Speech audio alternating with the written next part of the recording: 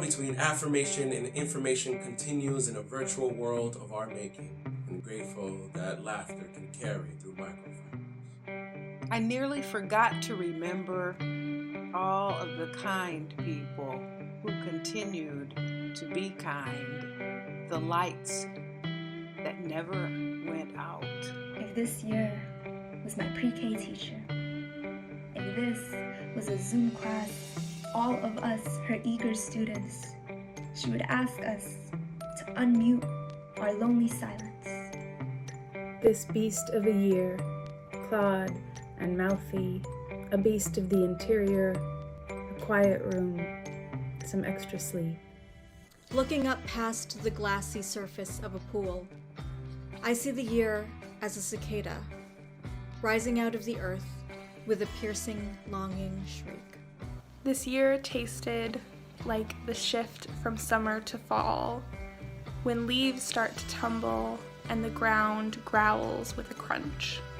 It took the mail, millions of ballots that shook us red and blue and left us purple and bruised. A year to refocus on a more perfect vision of a more perfect union, and the prescription, bifocals, blended, no visible lines.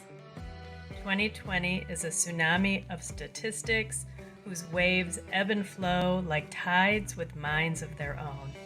From a forgotten, not exotic, land come flavors that recall the forbidden earth, bitter rains and gray days. This year tasted like mud. It's like being swept up in the arms of a tornado. Your emotions are unanchored by gravity. If this year was a weather pattern, it would be a blustery blizzard with black ice. This year is a 770-mile-long derecho slapped across the Midwest, a night black storm at 10 a.m. When I'm laying down, I can't tell if it's the red line zooming by or if it's really that windy outside.